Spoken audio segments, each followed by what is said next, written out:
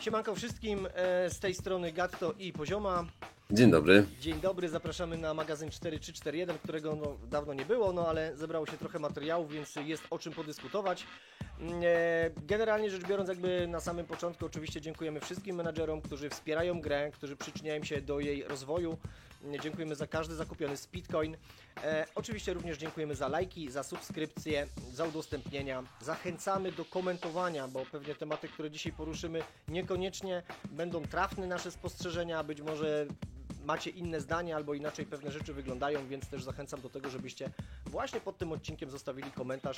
Łatwiej nam się będzie też w kolejnych, następnych tego typu odcinkach odnosić do tych tematów. Do tematów mamy dzisiaj trochę. No jest parę. Jest parę. I w zasadzie to chyba zacząłbym od tematu związanego, taki był gorący temat, silniki od tunerów versus silniki klubowe. Ja generalnie rzecz biorąc jakby odniósłbym się do tego w taki sposób, że no silniki od tunerów oczywiście co do zasady mają przełożenie na wyniki drużyny, na wyniki danego zawodnika.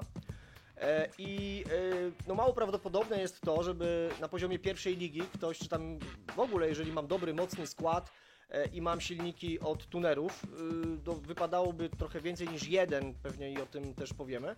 Natomiast no generalnie rzecz biorąc dają one na pewno przewagę. Co do mocy oczywiście też jest ta różnica, po to właśnie, żeby dawały jeszcze większą przewagę, po to też zmienialiśmy tych tunerów, czy też, no tak, tunerów, nie? Na ulubionych u zawodników, aby to po prostu jeszcze zwiększyło tutaj szanse na osiąganie lepszych rezultatów.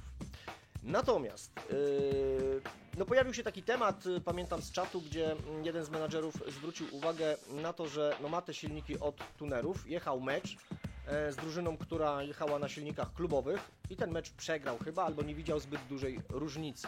Nie pykło, jednym słowem. Tak, natomiast i teraz tak, ważna jest taka kwestia, żebyście nam takie tematy zgłaszali, w zasadzie, nie wiem, podrzucili link do meczu, prośba na priv do nas, do mnie, do Dawida, tak żeby nam to nie uciekło na czacie, a żebyśmy mogli sobie spokojnie na to spojrzeć, dlatego że procedura jest taka i taka była też w przypadku tego menadżera, że wrzucamy do programisty informacje o tym, aby nam po prostu sprawdził tam przebieg meczu i jak wyglądała właśnie kwestia związana z no, tymi silnikami zakupionymi od tunerów. No i tutaj wrzucę tego screena w zasadzie, którego mamy gotowego. Tak, no to jest właśnie screen, który pokazuje, jak wyglądała ta sytuacja u tego menadżera, który miał, no jak się okazuje tutaj silnik od Kowalskiego, w zasadzie każdy zawodnik na tym meczu miał jeden silnik od Kowalskiego. Natomiast zauważcie, jak poszczególne części motocykla no, są zużyte. Nie? One są, no, po prostu ten motocykl był zajechany. No więc nawet jeśli mam świetny skład i mam tylko jeden silnik od tunera, ale jadę i mam te silniki, czy też motory tutaj, jak widzicie, po częściach zajechane, no to jeśli ktoś ma porównywalny skład i pojedzie na silnikach klubowych, ale wszędzie ma na 100%, no to jest prawdopodobieństwo, że osiągnie lepszy rezultat. I tu się zgadza. Znaczy ja bym to też tutaj podkreślił to, żeby to też jasno wybrzmiało. My sprawdzamy każdy taki przypadek i tutaj no też nie będę umniejszał Ci, Damian, no bo w większości jednak to Ty to analizujesz, ja później bardziej powiedzmy patrzę po Twojej analizie, bo tak akurat w tych kilku przypadkach, bo to nie był też jeden przypadek, tylko tych kilku przypadków było kilka i generalnie w każdym z nich okazywało się, że te po prostu motory były dość, że pojedyncze sztuki, to po prostu były zajechane i jakby no siłą rzeczy bierzcie to też pod uwagę, bo to jest istotna kwestia, nie sam silnik się liczy. Ten motocykl składa się z kilku czy kilkunastu nawet elementów i każdy z nich ma wpływ na to, jak on działa. No proste, nie? Dokładnie tak. No ja też będę na swoich doświadczeniach tutaj bazował. Przystępując do meczu ligowego, no robiłem ekskluzywny serwis, tak aby moi zawodnicy mieli wszystko na 100%. Czyli żeby silniki były odświeżone, czyli jakby ten przebieg ich wynosił 0 i wszystkie elementy były na 100%, no bo zdawałem sobie sprawę, że tutaj najmniejszy błąd może spowodować, że mogę stracić punkty. No więc tak ta sytuacja wygląda i my, tak jak tutaj Dawid powiedział, sprawdzamy sobie to na bieżąco. Znaczy na bieżąco, no sprawdzamy wtedy, kiedy jest taki temat mocno podniesiony, że coś tam nie hula. No i okazuje się, że no tutaj jednak menadżer powinien, według mnie, żeby miał przewagę, przynajmniej po 2 silniki od tunerów mieć zabezpieczone u każdego zawodnika. No i powinien zwracać uwagę, czy każdy z nas powinien zwracać uwagę, jak są zużyte poszczególne elementy motocykla, także i silnik, żeby mieć tą przewagę. No i tak też w realu to wygląda, prawda? To, że mamy jakiś dany zawodnik, ma topowe ma silniki od topowego tunera, ale po prostu ma, nie wiem, źle skonfigurowane, albo nie wiem, no motocykl też ma te części zużyte, no to siłą rzeczy będzie osiągał gorsze rezultaty niż powiedzmy sobie zawodnik, który ma gorszy silnik od gorszego tunera czy gorszy motocykl, tak? Ja z mojego doświadczenia też mogę powiedzieć to, że ja tak naprawdę serwisów, bo nie będę ukrywał, że w ligach 6-5 jak byłem, nie zwracałem tak do końca na to uwagi, jeżeli chodzi o serwis.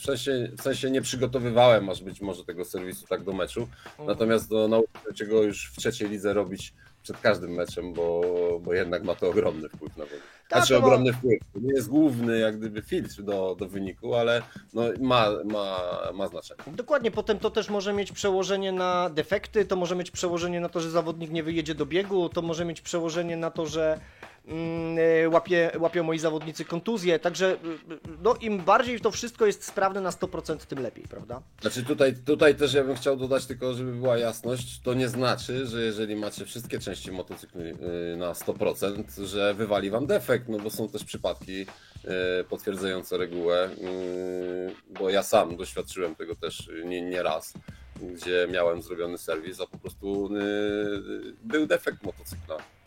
Zdarza się. Dokładnie tak, dlatego jeśli, jeszcze raz tutaj prośba do Was, jeśli znajdziecie takie przypadki, wrzućcie link do meczu, wyślijcie nam to najlepiej na prywatną wiadomość, tak żebyśmy się mogli temu przyjrzeć, dlatego że no właśnie, ten temat przeanalizuje nam programista, on potem nam zrobi screeny, czyli on ma możliwość powrotu do tego meczu i wtedy możemy sprawdzić, jak to ostatecznie wygląda. No najlepiej załatwić temat argumentami, a nie działa. Zgadza się, no bo wiecie, też o tym mówimy, albo będziemy poruszać tematy, które na czacie no zostały jakby wrzucone, jakby tu mi coś nie działa, albo to jest bez sensu, no więc my też chcemy się do tego odnieść, dlatego że, no żeby pewne rzeczy właśnie tutaj pokazać, uargumentować, żeby to nie było tylko, bo nam się wydaje, prawda? Ale myślę, że temat jasny, nie? No bo co tutaj dużo więcej. Myślę, że tak. Jeżeli będą oczywiście pytania, to wrzucajcie, komentujcie. Dobra, drugi temat będę tak przeplatał trochę będziemy tak pewnie przeplatać trochę tymi tematami, ale tak sobie je po kolei zapisałem. Pojawiły się też od kilku menadżerów takie informacje, że jest problem, jeżeli chodzi o czat gry dla darmowych graczy. No więc jakby oczywiście też na to reagujemy i mamy w związku z tym taką propozycję, takie rozwiązanie, że każdy menadżer, który ma konto darmowe, no i który po prostu po tym, załóżmy nowy gracz, tak, po miesiącu traci jakby, znaczy kończą mu się te wszystkie przywileje, które otrzymuje, czyli supporter, premium, no siłą rzeczy też, jeżeli tych kont nie wykupuje, no to traci dostęp do czatu gry. Natomiast nie ma z tym problemu, jeżeli do nas napisze, czy to do mnie na priv, do Dawida na priv, czy napisze na support, prośba o dostęp do czatu, to my ten czat zobowiązujemy się, że go w 100% każdemu, kto się zgłosi, przyznamy. No i wiadomości prywatne też, nie?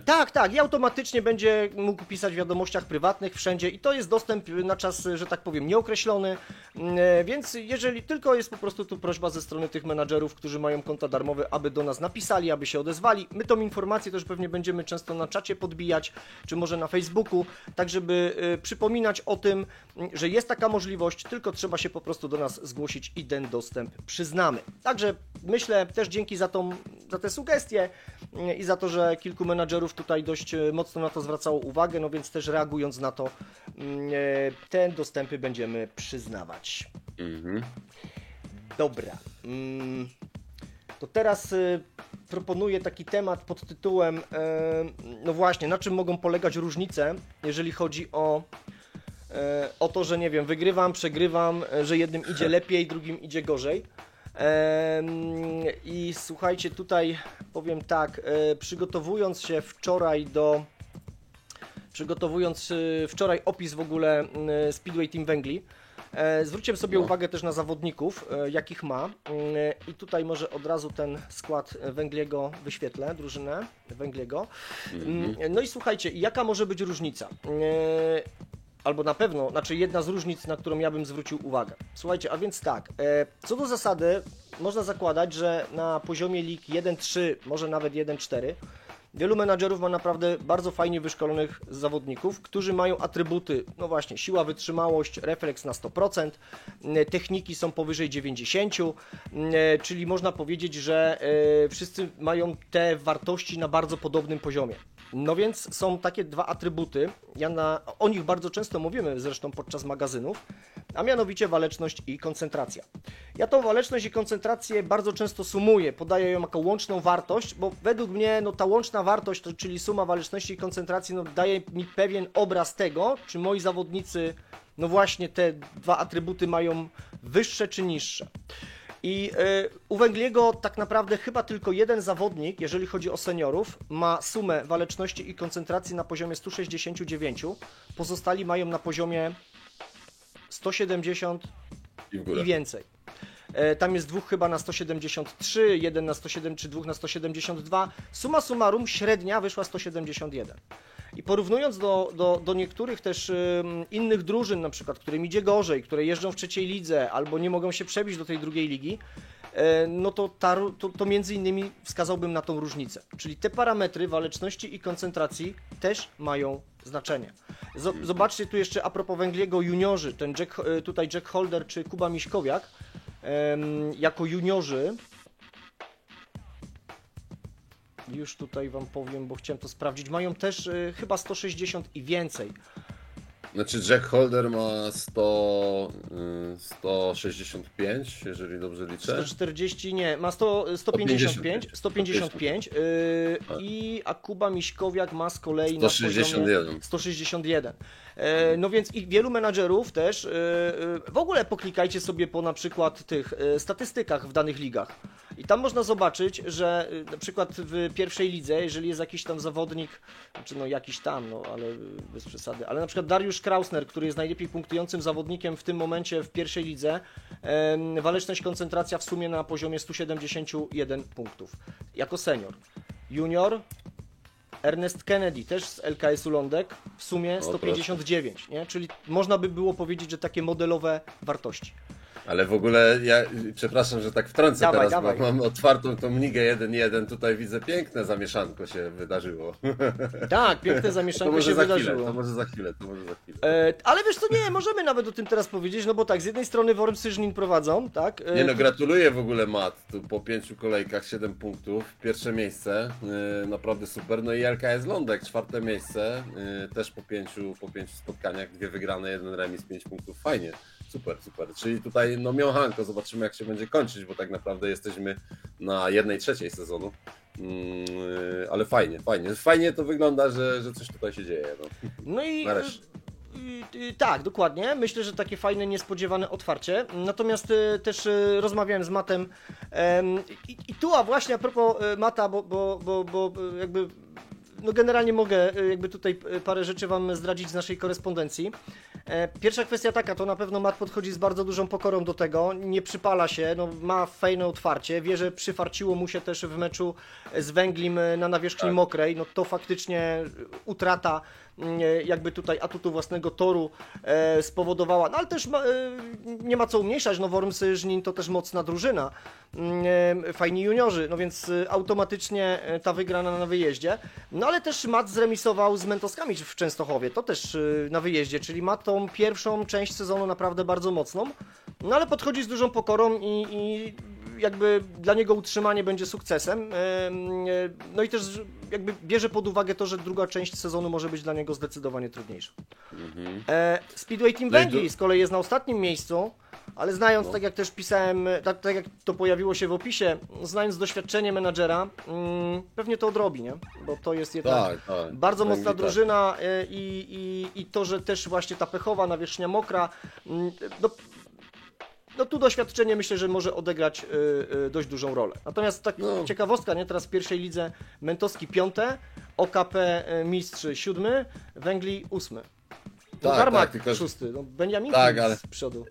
Też jak spojrzymy na terminarz, to tak naprawdę i Węgli, i OKP, i Arbo no mają ciężki początek sezonu, bo mają tak naprawdę to najgorsze mecze. Pawlus też z Mentoskami w drugiej kolejce, chociaż tutaj dość mocno wygrał, ale już widać, że Speedway Team Węgli w trzeciej rundzie, przepraszam, nie w trzeciej, tylko w drugiej, zremisował z LKS-em na wyjeździe, więc już widać, że tutaj będzie łatwiej o punkt bonusowy. No zobaczymy jak. Ale fajnie, że w tym sezonie właśnie i LKS i Wormsy, jako Beniaminkowie między innymi, tak, no zamieszali trochę w tej lidze. Także zobaczymy jak to się ostatecznie rozwiąże. Dokładnie. Ale a propos Bata, tu chciałem jeszcze jedną rzecz powiedzieć, bo 2 sezony temu też jechał w pierwszej lidze. Ja nawet Matowi tam trochę podpytywał, coś mu tam próbowałem doradzać, ale to co ja mu doradzałem kompletnie nie wypaliło, spadł z hukiem. Jakby też mówię o tym, że my nie mamy patentu, czy ja nie mam patentu na wygrywanie, mogę coś zasugerować, podpowiedzieć, ale to nie oznacza, że to co ja bym zrobił na pewno przyniesie rezultat. Poza tym inaczej jest, chyba przyznasz Pozioma, jak prowadzi się własny klub, zna się tych zawodników, ma się pewien większy obraz, a inaczej jak tak patrzy się na sucho z boku i wydaje nam się, że można byłoby to zrobić trochę inaczej. No niemniej jednak w przypadku też Mata zwrócił on też uwagę na to, że zaczyna właśnie pracować z taktyką w trakcie meczu, że zaczyna zwracać, coraz większą uwagę zwraca na ustawienie par i w sumie te moje podpowiedzi chyba mają taki plus, że zdecydował się na robienie tych zmian, bo zawsze zachęcam każdego menadżera, jak ci nie idzie, to po prostu szukaj, kombinuj, zmieniaj i zaczyna to robić, no i jak widać fajnie daje to rezultat. Znaczy ja bym jeszcze w ogóle przy tym miejscu ustawiania par i taktyki przypomniał o takiej zakładce w dziale kadra jak statystyki, gdzie tutaj możecie zobaczyć sobie jak punktują właśnie zawodnicy. Ale jakie tobie to dawało wnioski, jak prowadziłeś klub?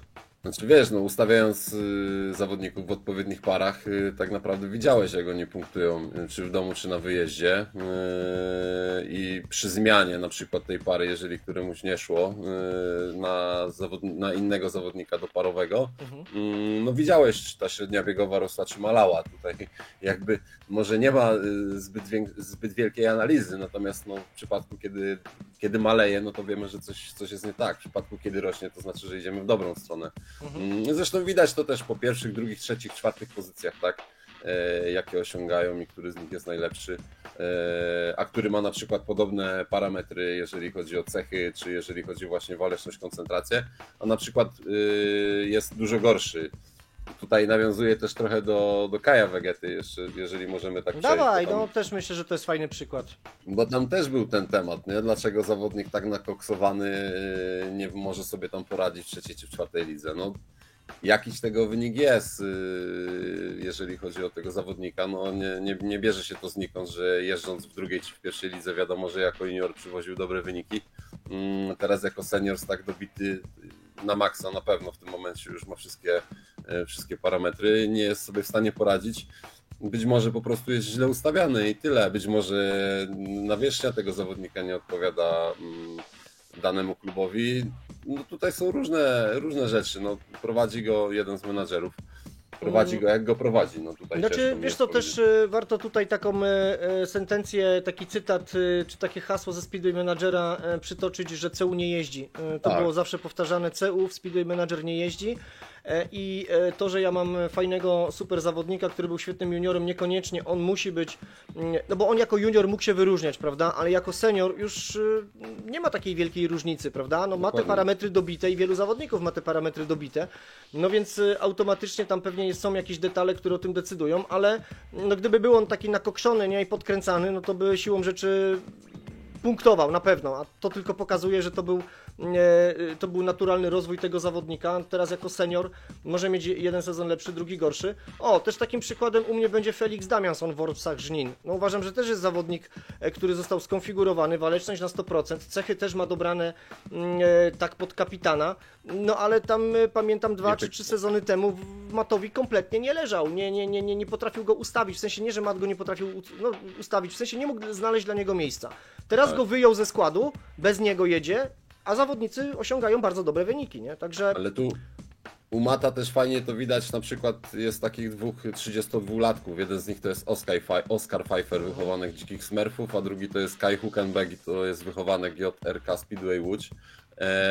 I w zasadzie jeden i drugi 77-78 CU, a zobaczmy, Kai Hülkenberg przywozi 2,385 w tym sezonie, jeżeli chodzi o średnio biegową, Oscar Pfeiffer 1,294, no dramat, jeżeli chodzi o tego wiesz, zawodnika. tutaj, no i Przepaść, właśnie, że tak powiem. dramat i tutaj bardzo fajna rzecz też jest, bo znowu powiem, waleczność taki przykład, nie? Podam teraz o tym, co mówiliśmy. Tutaj ma tak, Pfeiffer ma waleczność, koncentrację w sumie 167, Hülkenberg 169, ale znowuż techniki. U Pfeiffera te techniki są gorsze, na przykład technika jazdy parą 88%, startu 95%, Tak. a jeżeli chodzi o Hülkenberga ma 98 start i 95 jazda parą, no więc widzicie, no i już tutaj się zaczynają... Zdecydowana różnica. Tak, już się zaczynają, już to może powodować, że ta różnica będzie miała znaczenie.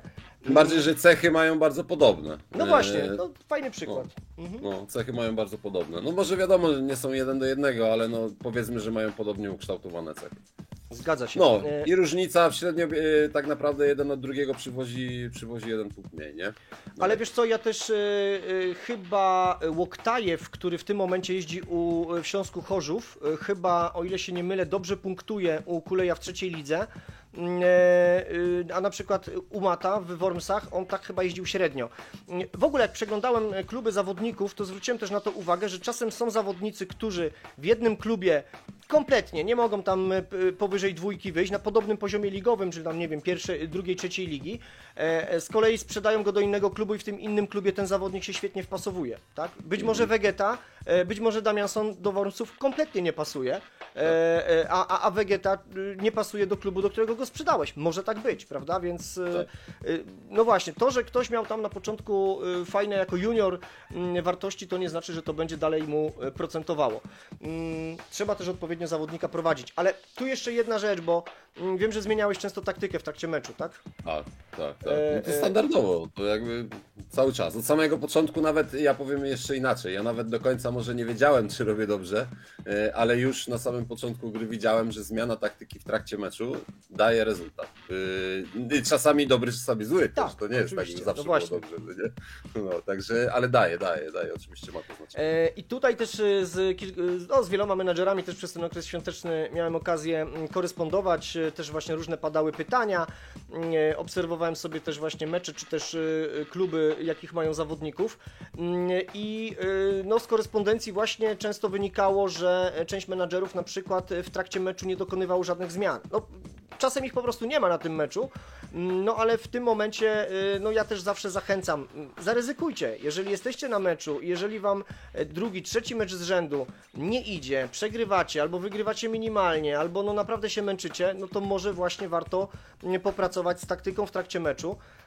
Tutaj mam na myśli no nie tylko ustawić presję i agresję na full, czy też, nie wiem, wymiana opon po trzeciej serii, ale też warto zwrócić uwagę na to, też jeden z menadżerów, już nie będę wymieniał który, ale też no, napisał, że on w sumie tam jeżdżąc na poziomach lig 1-3, że w sumie to on przeważnie jeździł na szukaniu ustawień.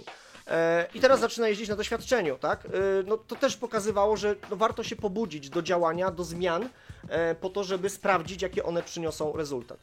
Ja bym przypomniał tutaj, że mamy możliwość wyboru motocykla.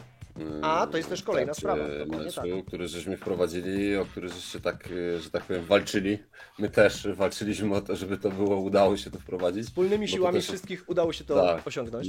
Nie było to takie proste, ale udało się, więc pamiętajcie o tym, bo to też ma znaczenie i pamiętajcie o tym, że jak zmieniacie ten motocykl na dany, to czy on jest po serwisie, no bo jak on nie będzie po serwisie, to zmiana tego motocykla niekoniecznie może być odpowiednia. Tak, dokładnie tak. Teraz co mi się tutaj jeszcze pojawiło z takich tematów?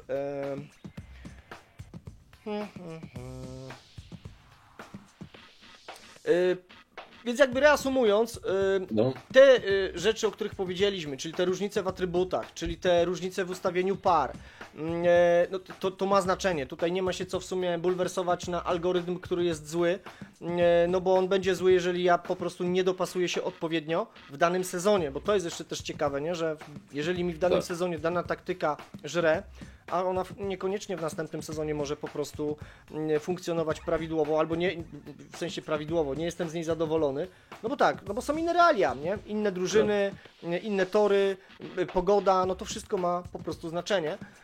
Także zachęcamy do zmian, do szukania rozwiązań.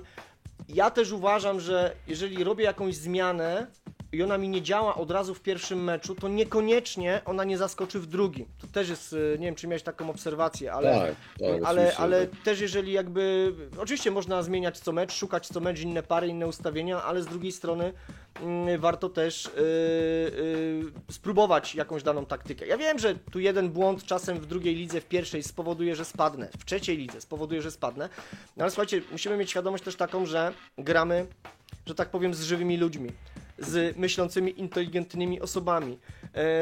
Nie wiemy, jakie ktoś ma inne rozkminy po drugiej stronie, jakie ma swoje obserwacje, więc też nie możemy, nie wiem, zakładać, że skoro ja mam świetny tutaj, no niby mam dobry skład według mnie, motory kupione, czy tam silniki kupione, no niby się wszystko zgadza, no ale u tego mojego przeciwnika jest prawdopodobnie tak samo, no więc zaczynają grać detale. Znaczy ja bym jeszcze tak podszedł do tego zero-jedynkowo w sposób taki, że ja też jak grałem przez ten tam powiedzmy 1,5 czy 2 lata, już nie pamiętam ile tam to było, to też miałem czasami chęć wyrzucić komputer przez okno, nie? To nie jest tak, że tylko wy się irytujecie, a my przyjmujemy wszystko z uśmiechem. Też byłem zdenerwowany wielokrotnie, no ale kurczę, no jak gram w Fifkę na przykład i strzelam w 90 minucie 5 razy w słupek, to też jestem zirytowany, no ale co mam zrobić? To jest gra po prostu. Cieszmy się tym, czerpmy z tego fan i... Dokładnie, no i a to, że czasem po prostu no, nie układa nam się to tak, jakbyśmy chcieli, pomimo tego, że nie wiem, no wkładamy wszystko, co tylko możemy, no to tak po prostu bywa. Taki też jest sport nieprzewidywalny, jak chociażby tutaj te przykłady żużlowe, które możemy podawać pod tytułem, nie wiem, Apator przegrywa 2 mecze w ćwierćfinale i jedzie w półfinale. Nielogiczne, bez sensu, ale jedzie. Jakoś się to udało im po prostu wyciągnąć. Tu jeszcze, wiesz co, mam jeszcze jedną kwestię. Aha, i też ja zachęcam w ogóle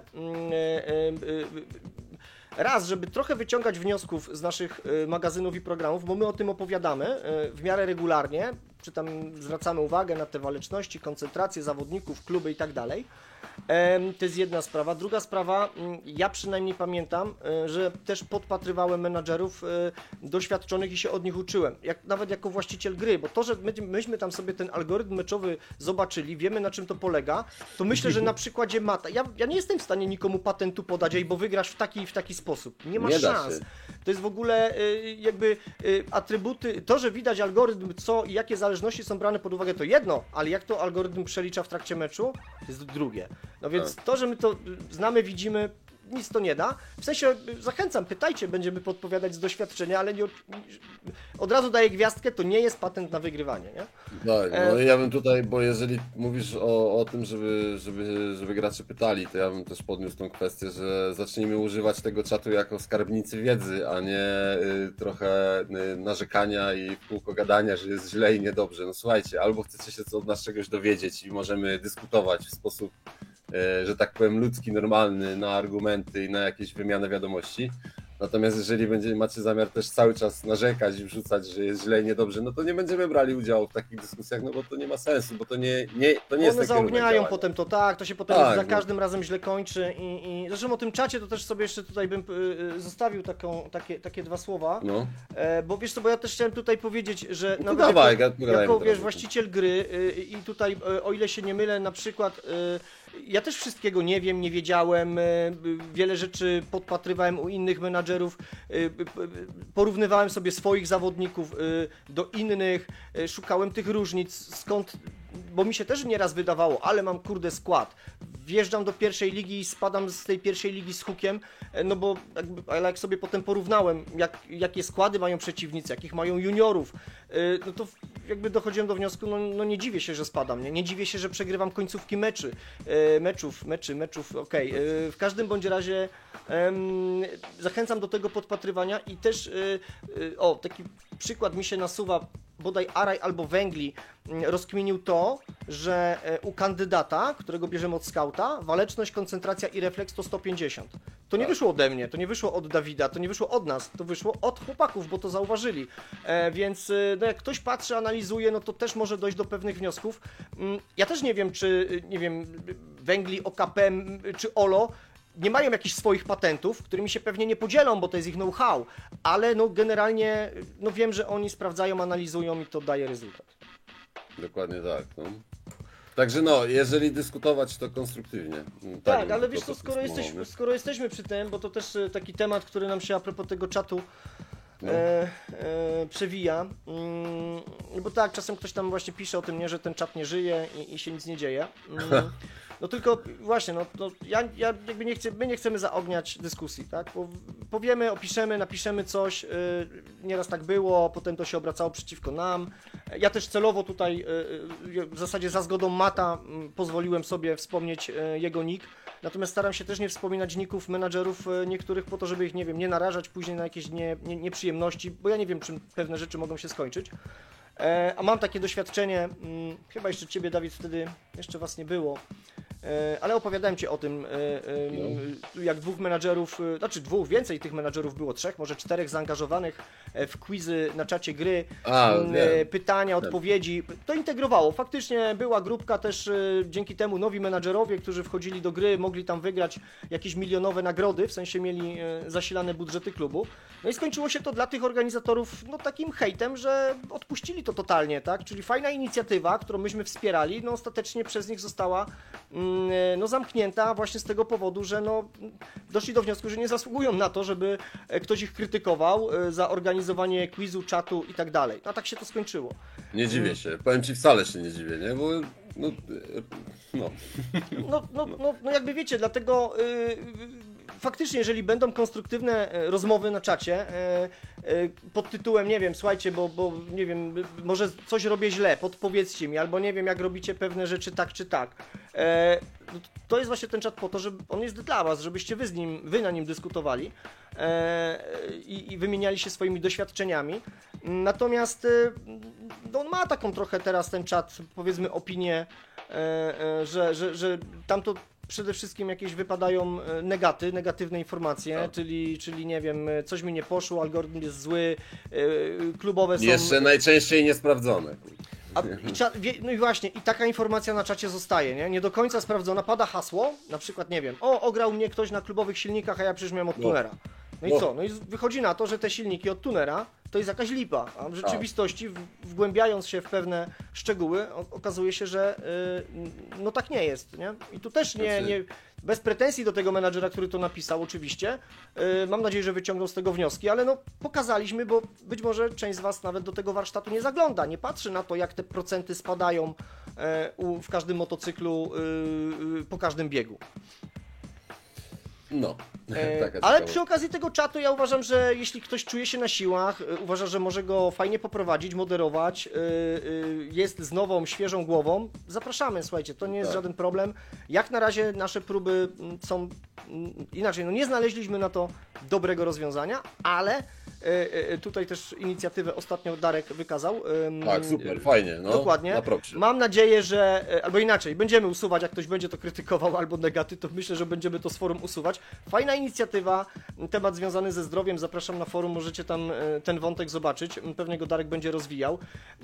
I fajnie, że takie rzeczy się pojawiają. Także fajnie, dzięki Darek przy tej okazji. Mam nadzieję, że to właśnie będzie też coś pozytywnego, coś niezwiązanego ze Speedwayem, może to w pewien sposób też spowoduje, że część graczy już będzie bardziej otwarta do pisania.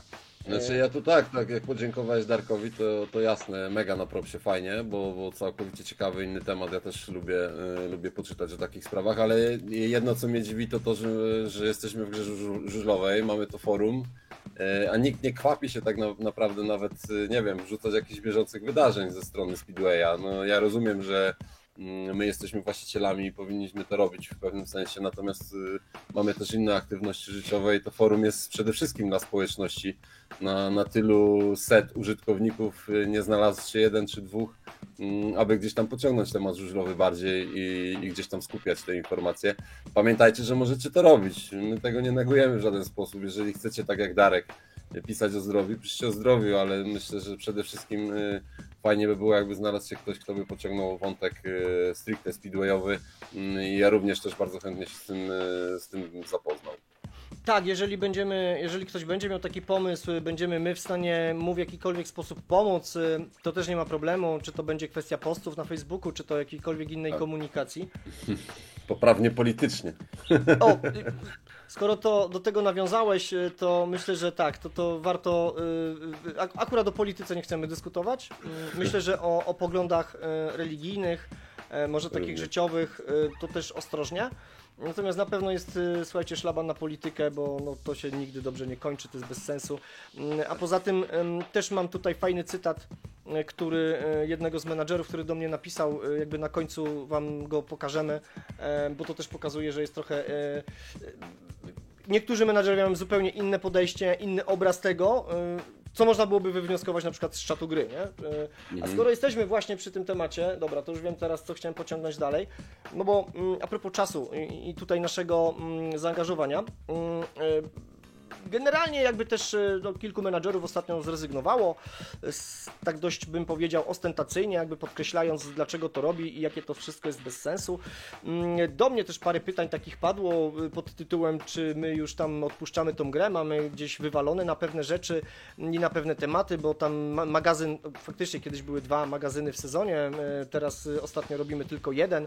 Może to nasze zaangażowanie też czasem, znaczy na czacie to jest mniejsze, tak, ale w ogóle to nasze zaangażowanie można byłoby odczytać, że jest mniejsze. Natomiast słuchajcie, no są też takie rzeczy, jakby nie chcę ich rozwijać, ale tematy prywatne i też warto mieć na uwadze, no tutaj w przypadku Dawida no, można powiedzieć tragedia rodzinna, która kilka miesięcy, 2-3 miesiące, 3-4 miesiące temu się wydarzyła i słuchajcie, no uwierzcie mi, nie ma klimatu do tego, żeby nagrywać. My tak też zawodowo ze sobą to załatwialiśmy, czy przede wszystkim jakby takie niezbędne sprawy, czysto formalnie, gdzie nieraz spędzaliśmy dużo czasu w takich rozmowach też prywatnych na temat gry, więc fajnie, że na przykład są też menadżerowie, którzy zapytali wtedy, czy wszystko ok, czy w porządku, bo gdzieś tam ta nasza aktywność była mniejsza, no więc gdzieś tam pytałem, że tak, oczywiście, odpowiadając tak, oczywiście jest wszystko w porządku, ale no czasem tak się może po prostu wydarzyć. Tak samo to dotyczy zmian, tak samo to dotyczy właśnie tej naszej aktywności. Nie tylko wszystko kręci się wokół tego, że nam się coś chce, czy nie chce. Jakby nam się nie chciało, to wierzcie mi, żebyśmy tego nie robili. Dokładnie tak, dokładnie tak. Też kwestia, też podrzucę temat związany z ligami, tak, że no bo za każdym, słuchaj, ja już to od kilku lat słyszę, jak menadżerowie odchodzą z gry, to za każdym razem bardzo często z tekstem gra się kończy, wszystko jest bez sensu, w ogóle już nie, no dno, nie? A więc słuchajcie, fakty są takie, że z finansowego punktu widzenia rok do roku notujemy wynik, myślę, że na takim samym poziomie, na bardzo podobnym. Ani on nie jest drastycznie duży, ale raczej też nie jest mniejszy, tak? Czyli jakoś tam niewiele, ale o te kilka procent rośniemy rok do roku. Druga kwestia jest taka, że na przykład ilość wpłat, ilość transakcji w roku 2024 była najwyższa w historii gry Speedway Manager, odkąd ją mamy. Ilość unikatowych menadżerów, którzy płacili w 2024 roku, było ponad 300 i to też jest najlepszy wynik jak do tej pory. No więc to, że jest lig tam teraz chyba 6-16, to wcale nam się nie... To faktycznie jest ich mniej, ale to też wynika z reklamy, do czego chciałbym nawiązać, ale to nie wynika z tego, że gra się kończy. I to, że na przykład te zmiany gdzieś tam też, o tych zmianach też 2 słowa dzisiaj powiemy, gdzieś tam są, powiedzmy sobie, trochę przystopowane, to nie jest powodem tego, że to już nic nam się nie chce, to nic z tym nie będziemy robić, nie? I już nie czytamy to, co piszecie. Tak nie jest. Ja mam potrzebę to wyjaśnić i to podkreślać wielokrotnie, bo nie chciałbym, żeby szedł taki przekaz, bo ktoś tam sieje defetyzm pod tytułem to jest bez sensu, to ja stąd idę, a w ogóle gra się kończy, lig coraz mniej, menadżerów też. No, nasze dane pokazują coś innego. Ja bym powiedział inaczej. Pokażcie drugą grę menadżerską, jeżeli chodzi o Speedway, gdzie jest tylu użytkowników aktywnie działających. Ale też wiesz, pod kątem social mediów, też tych magazynów, które nagrywamy. Staramy się jak możemy. Dokładnie, Pamiętajcie, że tego nikt za nas nie robi, to robimy my. No akurat jeżeli chodzi o Facebook, to wiadomo, głównie Damian. Ja tam dokładam swoje 3 grosze czasami. Jaś też cały czas jest w spółce LTF, tylko że Jaś zajmuje się administracyjno-finansowymi tematami, a ma tego sporo, uwierzcie mi. No więc jakby my działamy cały czas, tutaj się nic nie kończy. To, że nasza aktywność raz jest mniejsza, raz jest większa, no teraz była mniejsza. No wiele czynników się na to złożyło, tak, ale... też nie. Dokładnie, ale to nie znaczy, że za chwilę nie będzie 4 magazynów w sezonie, bo być może znajdziemy na to czas. Pamiętajcie też o tym, że to jest tak naprawdę jeden dzień z weekendu wysadzony. Nie oszukujmy się, bo do tego się trzeba przygotować. Zresztą Mentowski, Boże, Nick. Olo. Uciekł mi Mentowski. Olo był raz z nami na magazynie ostatnio i sam przekonał się o tym, ile rzeczy przewija się na ekranie, także jest to sporo czasu. Będziemy się starać robić to częściej, w miarę możliwości, im pewnie będzie mniej pracy naszej standardowej w codzienności, tym więcej czasu będziemy w stanie poświęcić na Speedway Manager. Dokładnie, no też nam życzcie, żeby branża energetyczna w roku 2025 była taka łaskawa, bo rok 2024 był bardzo okrutny, to też się niestety nam przekładało, czy to na wyniki finansowe, czy na większe zaangażowanie, także wiecie, tu nie ma jednego takiego konkretnego powodu, jest ich wiele, ale są to czasem sprawy zawodowe, prywatne, osobiste, także prośba o wyrozumiałość w tej kwestii. Też dementujemy jednocześnie to, że ktoś tam ma mniejsze zaangażowanie i gra się kończy, a to, że tych lig jest teraz 16, chociaż w ostatnich dniach chyba zaczyna przybywać po jednej lidze, tak mniej więcej. Ale to jest efekt reklamy, nie? Dokładnie tak. No bo też trzeba powiedzieć, nie? Stawialiśmy bardziej na reklamy wideo. One nie żarły tak dobrze, więc wracamy do reklam bardziej związanych z grafiką. Też z grupą docelową. To też są trochę nasze testy, nie? Wiedząc o tym, że... My tego nie robimy na co dzień, my nie jesteśmy informatykami, nie siedzimy w AI, nie jesteśmy z tej branży, uczymy się tego, staramy się to robić jak najlepiej, to też żeby była jasność, nie robimy tego na przysłowiową pałę, więc czasami po prostu to tak jak z taktyką w meczu, raz się uda, raz nie. Tak, a też czasem jakieś tam Facebook sugestie podpowiada, które niekoniecznie są trafne, nie? Warto też by było zaznaczyć to, bo to też jest coś, o czym my żeśmy w prywatnych rozmowach rozmawiali. Pamiętajcie o tym, że miesiące październik, listopad, grudzień, żeby przebić się z reklamą do docelowego użytkownika, do którego my chcemy się przebić, mamy ze sobą do walki takie koncerny jak McDonald's, Coca-Cola i tak dalej, które niestety też wrzucają swoją reklamę i niestety wrzucają ją za większe pieniądze, co wiąże się z tym, że ich wyświetlenia są dużo częściej niż nasze. I to tyle. Tak działa marketing. Tutaj nic nie wymyślimy. Jeżeli chcielibyśmy wrzucać 50 000 miesięcznie w reklamę, to pewnie bylibyśmy wszędzie i wyskakiwalibyśmy z lodówki, no ale niestety nie możemy sobie pozwolić na takie wydatki. Dokładnie tak. Więc to też chcieliśmy tutaj dodać, dlaczego jest tak, a nie inaczej. Aha, tu jeszcze chciałem jeden temat poruszyć przy tej okazji, jak gadaliśmy o tej reklamie. A mianowicie chciałbym tak powiedzieć dla tych menadżerów, bo też o tym przeczytałem, no bo znowu tam ktoś odchodzi z gry, nie wiem czy całkowicie, czy też nie, no ale wyprzedaje zawodników na poziomie trzeciej ligi. No wiadomym jest, że to tak wygląda słabo. Oczywiście tam ja przeczytałem na czacie, że taką ja to odbieram jako szpilkę do nas, nie, że no cóż, no nie miałem innego wyjścia, no gra po prostu na takie coś pozwala. A więc słuchajcie, otóż chcąc zamknąć, w ogóle to może zacznę od tego, że chciałem bardzo podziękować Adisowi za grę, za te lata, które spędził w Speedway Manager. Na pewno zostanie legendą i na długo zostanie zapamiętany. Natomiast też dzięki bardzo za to, że fajnie do tematu podszedłeś, zresztą nie tylko ty, bo kilku menadżerów wcześniej też. Mówiąc dzięki za grę, dojadę do końca sezonu, dowiozę to co jest, no i potem po prostu rozwiązuję klub, czy też po prostu pozbywam się zawodników. I teraz tak, żeby nie dochodziło do takich sytuacji, to tym menadżerom, którzy o tym nie wiedzieli, którzy piszą, że to jest tam powiedzmy takie możliwości daje gra. A więc należałoby zrobić tak, no po prostu w ostatni dzień sezonu, czyli w niedzielę, wywalić albo zrzucić na listę transferową, rozwiązać kontrakt z tyloma zawodnikami, których, tak żeby mi zostało 6 w składzie. O, może tak, nie? Czyli wrzucam, rozwiązując kontrakt, ci zawodnicy wylądują na liście transferowej. I teraz tak, oni na chwilę są na tej liście transferowej, więc jakby ktoś napisał w sobotę, czy tam w piątek, słuchajcie, odchodzę z gry, albo zawijam się, jutro o 12 wrzucę 2-3 zawodników, bo rozwiązuję kontrakty po to tylko, żeby nie dostać licencji na kolejny sezon, no to ktoś się może ustawić po tych zawodników albo wcześniej dogadać i ich przejąć. No a jeżeli zostawiam tych 6 na początek nowego sezonu, bo chcę ich sprzedać, bo to też ma znaczenie, nie? Czyli chcę, żeby ci zawodnicy trafili do innych klubów, no to wtedy ich wystawiam na listę transferową. Tak można odejść z gry, po prostu, nie? Niekoniecznie trzeba czekać na początek sezonu i ich zwolnić. Myśmy tak też przecież odchodzili, prawda? Co też raz nam się tam z wypożyczeniami zrobił problem, że nam powracali zawodnicy i ostatecznie dostaliśmy te licencje. Także można odejść w normalny sposób i prośba o to, żebyście dawali znać, jeżeli ktoś, nie wiem, chce odejść, nie wie jak, a nie chciałby, aby leciały walkowery. Natomiast ja mam takie przeczucie, że w niektórych przypadkach to jest po prostu trochę złośliwość dla nas, Znaczy przede wszystkim w stosunku do nas, no i wybaczcie, no przekłada się to także na was gracza, a to wy najbardziej na tym finalnie. Znaczy ja rozumiem, wiesz Damian, ja ci powiem tak, ja rozumiem, gdyby robił to gracz, który jest tutaj miesiąc, 2 tydzień i nie wiedziałby jak to zrobić, zrozumiała sprawa, nie ma pretensji, ale graczy, którzy grają rok, 2, półtorej i robią takie rzeczy, no to jest tylko na złość, no bo jak inaczej to opisać? Powiedziałbym, że to taka polska złość. Tak, no to taka nasza cecha narodowa czasem się po prostu uaktywnia, nie? Dobra, tutaj przy okazji też może warto też teraz wrzucić kwestię a propos zmian, bo mówiliśmy o tych zawodnikach, o tych wypożyczeniach, o tych wypożyczanych czy o tych wypożyczanych zawodnikach.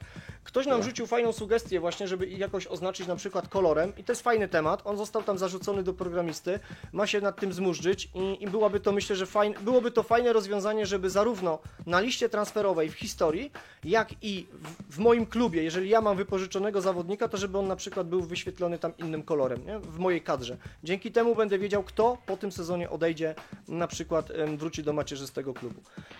Więc to była fajna propozycja, także dzięki. Temat plandeki, możemy sobie tutaj chyba powiedzieć, że on chyba jest najbliższy do wdrożenia.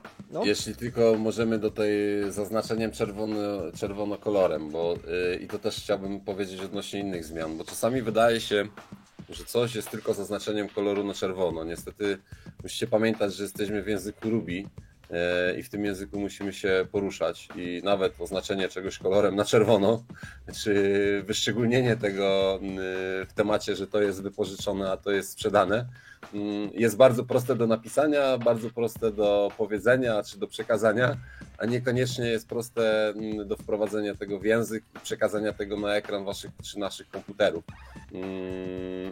Mieliśmy taki przykład z tunerami, znaczy z wyborem motocyklu w trakcie meczu, bo w zasadzie stawialiśmy z Damianem za pewnik, że będzie to możliwe do zrobienia, a okazało się, że rodzi to drastyczne problemy w samej rozgrywce i tutaj mocno musieliśmy bazować na podstawie naszej wiedzy, języka, informatyka i tego, żeby dotrzeć do niego w taki sposób, programisty, żeby dotrzeć do niego w taki sposób, jaki byśmy chcieli, żeby po prostu te zmiany, ten wybór tunera czy tam motoru w trakcie meczu nie wpływał na samą rozgrywkę, bo to nie jest takie łatwe. No i tutaj też mamy podobny temat z zaznaczeniem kolorem na czerwono. Zobaczymy, jak się to uda. Tak. No. Tutaj i a propos tej plandeki, to taki zarys tego, jakby to wyglądało. I plandeka właśnie. Chcielibyśmy, to znaczy proponujemy taka opcja, żeby była dostępna raz na sezon, czyli po prostu menadżer sam zdecyduje, na który mecz ewentualnie chce z tego skorzystać. Ta opcja będzie dostępna w module Stadion, tam gdzie jest zmiana nawierzchni, bo będzie to wyglądało w taki sposób, że po kliknięciu plandeki, no właśnie, tutaj zleci nam jeszcze z kasy klubowej, tam no mamy dwie propozycje, albo żeby to była stała kwota dla każdego klubu 20-30 milionów, albo żeby ta kwota była uzależniona od ligi, w jakiej jadę, czyli w lidze pierwszej będzie najdrożej, w lidze 7 czy 6 będzie najtaniej, ale i tutaj gwiazdka, nie wiem czy to się uda, to jest na razie taki pomysł, jeżeli się tego nie uda teraz zrobić, to będzie to po prostu stała kwota i to będzie wyglądało w taki sposób, że po kliknięciu tej plandeki będę mógł zmienić nawierzchnię na chyba każdą dowolną, nie? Czyli nie tylko na ulubioną, ale jeżeli się zdecyduje na to, że będzie to nawierzchnia, nie wiem, grząska, mogę wybrać wtedy grząską, normalną albo twardą. I to będzie opcja dostępna do 16:55, czyli tak jak standardowo możemy zmienić tą nawierzchnię. No ważna rzecz jest taka, że jak już kliknę tą plandekę, to już nie mogę wrócić do nawierzchni mokrej. To już zamykam sobie ten temat, czyli wiecie, jakbym się zdecydował, że dam sobie grząską, a potem stwierdzę, nie, to jednak wrócę na mokrą, to już się nie da, nie? Czyli jak już ją wybiorę, to ona już tam na ten jeden sezon zostanie ta opcja wykorzystana, no i pojawi się dopiero aktywna w kolejnym sezonie. No i ja tutaj mocno, jeżeli zostanie to wprowadzone, pytanie tylko kiedy, to pamiętajcie o tym, że może tak być, że wasi zawodnicy mogą być doprani na mokrej i tak naprawdę może wam się nie opłacać tego robić nawet, tak? Może też to tak wyglądać. No ale jakby też... Pytanie kto jak zadecyduje, nie? Dokładnie, ale też w odpowiedzi na to, że ten temat się pojawia, przewija, przepraszam, tak? Ja bym tylko jeszcze dodał to, że jeżeli zrobicie tą zmianę, znaczy jeżeli zrobicie tą plandekę przed treningiem, to pamiętajcie o tym, że nie będziecie mieli możliwości wyszkolenia swoich zawodników na nawierzchni mokrej. Czyli sugerujesz od razu, żeby kiedy jest deszcz, kiedy jest nawierzchnia mokra, trening punktowany zrobić na mokrej, Oczywiście, słusznie, tak, żeby dobyć oczywiście, doświadczenie i zmienić po treningu punktowanym na tą, na której chcemy jechać w meczu. No ale to... To jest taka drobnostka, ale właśnie te drobnostki później wpływają na wasz finalny wynik. No, jest ich multum, dlatego nie jesteśmy w stanie, nawet znając algorytm, wiedzieć jak grać, żeby wygrać. Zgadza się. Dobra, to... Aha, i tam ten temat jeszcze związany z na pewno U24 na pozycji 1-5. Ten temat też został uruchomiony, czyli tak, żeby seniorzy, żeby obowiązkowo w składzie był senior na pozycji 1-5, to będzie na pewno grubsza rozkmina, więc troszkę to może potrwać. Znaczy seniory wychowanych w sensie, tak? Nie, znaczy wiesz co, chyba tego wychowanek. wychowanka to jeszcze skomplikujemy. W sensie chodzi o to, żeby był pod numerami 1-5, czyli na tych pozycjach seniorskich 24. obowiązkowo U24, ale nie wiem, czy da się tak zrobić, żeby to był obligatoryjnie wychowanek, bo to już jest jakby kolejne tam Wiem, kolejny narzut. utrudnienie, no Kolejny- jakby o. mnożenie różnych rzeczy, a też chcemy zrobić tak, żeby to nie rodziło walkowerów, czyli żeby to w pewien sposób z automatu, nie wiem, na przykład wam się pojawiał komunikat, masz nieprawidłowy skład ligowy, taka czerwona krecha tutaj, nie wiem, na panelu głównym, tak żeby każdy menadżer widział to, że mam nieprawidłowy skład, bo mi brakuje na przykład zawodnika na pozycji 1-5 U24, tak? Albo juniora zamiast juniora mam zawodnika, który ma 22 lata. Także chcemy to jedno z drugim połączyć, tak żeby ta opcja nie rodziła walkowerów. Także jeszcze w kontekście zmian, tam temat też tych statystyk chcielibyśmy wrzucić na przykład i tutaj też no, nawiązując już do tego, co wcześniej mówiliśmy, że no prośba o cierpliwość, tak? To, że tempo zmian jest wolniejsze, to też jest podyktowane tym, że w tamtym roku zrobiliśmy dość dużo, musieliśmy też pewne rzeczy sobie powiedzmy z Łukaszem uregulować, więc no generalnie rzecz biorąc jakby tutaj cierpliwość, bo podałeś fajny ten przykład wyboru tych motocykli w trakcie meczu. Są pewne rzeczy, które nam się na pierwszy powiedzmy look wydają wow, nie? O, wychodzi na to, że tu dużo roboty, będzie to drogie, albo że jest to bardzo trudne do zrobienia i tak było właśnie pierwotnie, tak, z wyborem tych motocykli w trakcie meczu, no po czym w pewnym momencie gdzieś też programista zwrócił na pewne rzeczy uwagę i mówi, słuchajcie, możemy to zrobić, da się to tak zrobić i wyjdzie to po prostu naprawdę fajnie budżetowo. No i tak się też stało, także Bo ja jeszcze, No dawaj, wiem, dawaj. Bo wiem, że na przykład ty nie jesteś tego zwolennikiem i zarzucę taki temat, ale ja się zastanawiałem jeszcze nad jedną kwestią, bo tak jak mówisz teraz o tych statystykach, mówisz o tych, gdzie mamy w zależności od tego, na jakim torze, jak dany zawodnik punktuje, tak? O tych statystykach mówisz. tak, żeby w Między statystykach innymi. dodać tak, że tak, twarda, teraz normalna, tak. grząska, mokra. Tak naprawdę mamy to zrobione. No nie oszukujmy się, bo mamy to zrobione, tylko to jest kwestia kasy. Pytanie, bo być może na przykład, może róbmy, nie wiem, na przykład jakąś zbiórkę na to, tak? Wrzućmy konkretną kwotę, przecież mamy to wyliczone, to ile faktycznie programista chce za to policzyć. My też dorzucimy oczywiście coś od siebie, żeby to nie wyglądało w taki sposób, że wy macie tylko wpłacać na to pieniądze i możemy to realizować w taki sposób, możemy zrobić nawet w ten sposób Grand Prix. Oczywiście Grand Prix to jest kilkanaście tysięcy złotych i tu nie oszukujmy się, niestety jest to taki koszt i nie możemy sobie na razie na to pozwolić. Moglibyśmy to zrobić w okrojonej formie, ale będzie to rodziło kolejne konflikty, niedopowiedzenia i jakieś tam różne dziwne gadania na czacie, więc nie chcemy tego robić w sposób nie taki, jak powinno być. I może rozwiążmy to tak i wtedy faktycznie jak będziecie widzieli, jaki ekwiwalent kto wnosi, że faktycznie my tego nie bierzemy do kieszeni, tylko przeznaczamy to na programistę, który realnie wprowadza dane rzeczy i jakby możemy w ten sposób to rozwiązywać. Jeżeli chcecie tak, żeby było klarownie i transparentnie, możemy to robić w taki sposób, żaden problem.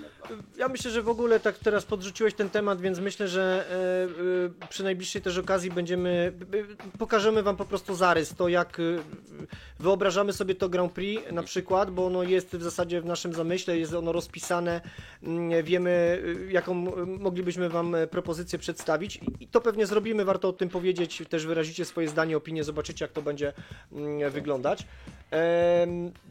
Dobra. No bo tu ja chcę powiedzieć o tym, że jakby mamy jakieś tam miesięczne koszty utrzymania gry, które oczywiście pokrywamy i zostaje nam jakaś tam kwota, którą odkładamy co miesiąc.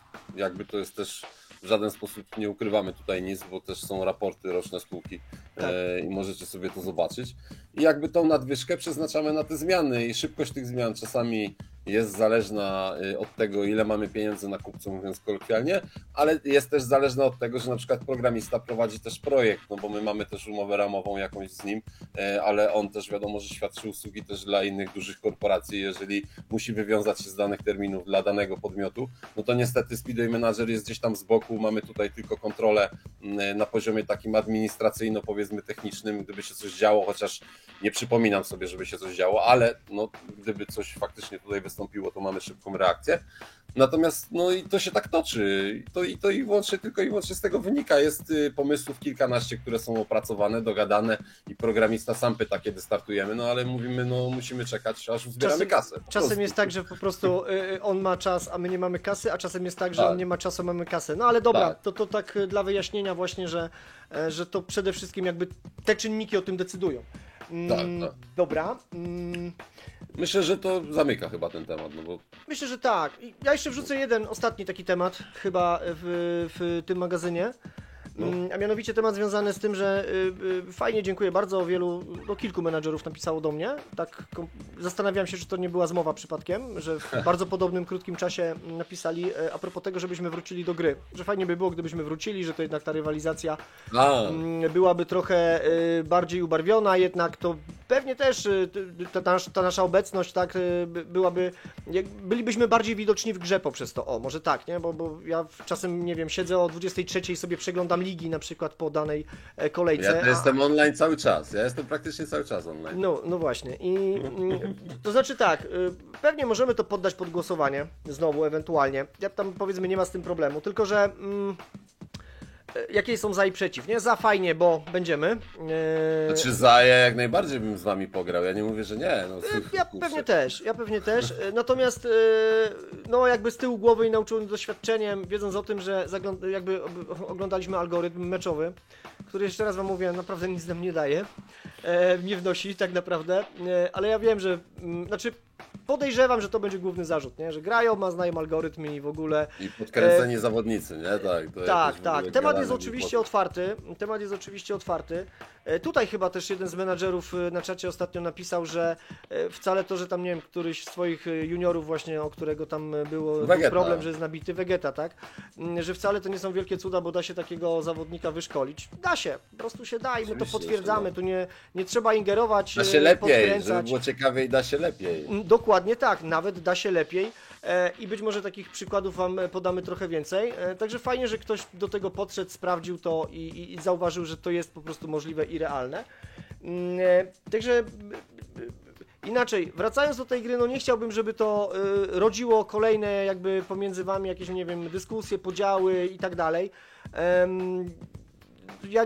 Nie mamy sobie nic do zarzucenia, jeżeli chodzi o kwestię tego, że jeżeli gramy, to gramy uczciwie. Zawsze mówiliśmy o tym, że gramy 100% uczciwie i 100% fair play. I powiem szczerze teraz taką, że gdybym wiedział, że ten algorytm, poza tym inaczej, nasze wnioski, które nawet też z tego algorytmu mamy meczowego, wam po prostu mówimy, nie? Zwróciliśmy tę uwagę na te rzeczy. Nieraz na nie zwracamy uwagę. No ale jak to ma jakieś tam konflikty rodzić, to wolę nie? No to jednak... Natomiast temat jest otwarty, nie zamykamy się na niego, może do niego wrócimy, zobaczymy. Ja przy tym, jak o tym mówisz, to ja jestem bardzo ciekaw, no bo jakby ja tutaj nie słyszę żadnych głosów, przynajmniej nie ma z waszej strony komunikacji. Bardzo często o to prosimy, nawet dzisiaj o to prosimy, żebyście komentowali, żebyście pytali, żebyście rozmawiali.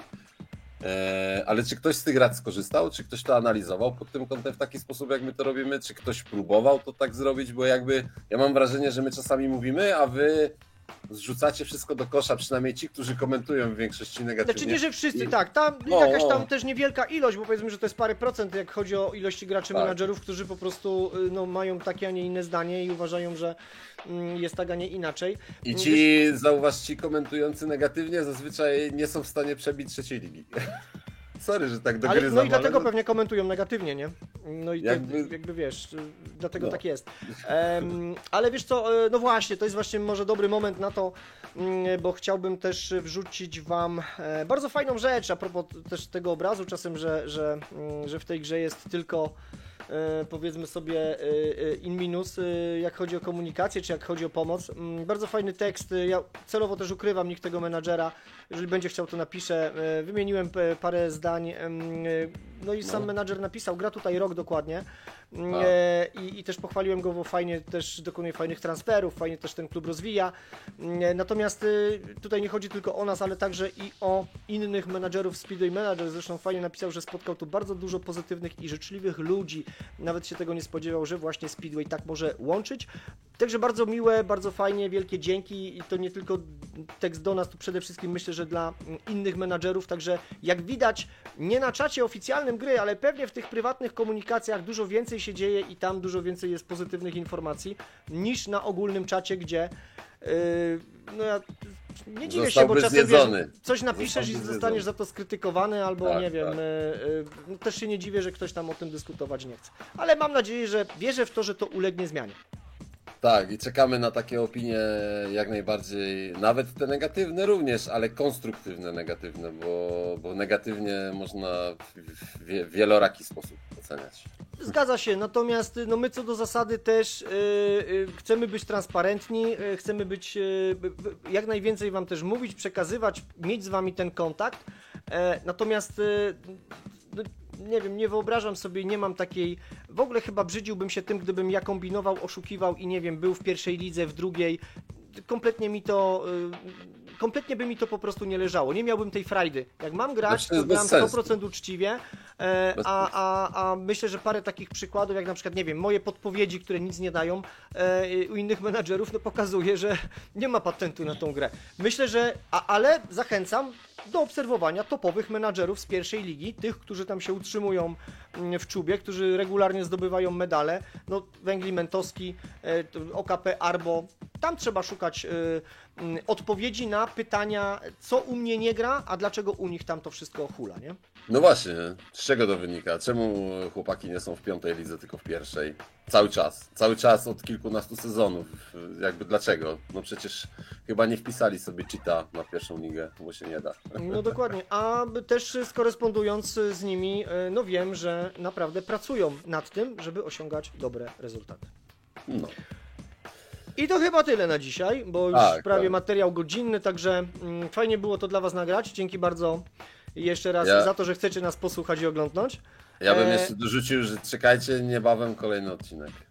Tak. Tutaj też mamy pewne postanowienie, nie zapeszajmy, nie chwalmy się, ale mamy postanowienie właśnie, żeby być już trochę bardziej aktywnym i trochę też zmian w naszych nagrywkach, parę zmian wprowadzić. Co by później ktoś nie powiedział, że uciekamy stąd. Tak, żeby nie pisał, że mamy wywalone, tak, i że już zdychamy i gra się kończy w ogóle i na razie cześć, nie? To absolutnie tak nie jest. Dzięki bardzo, że jesteście, pozdrawiamy, trzymajcie się, siema, cześć. Siema.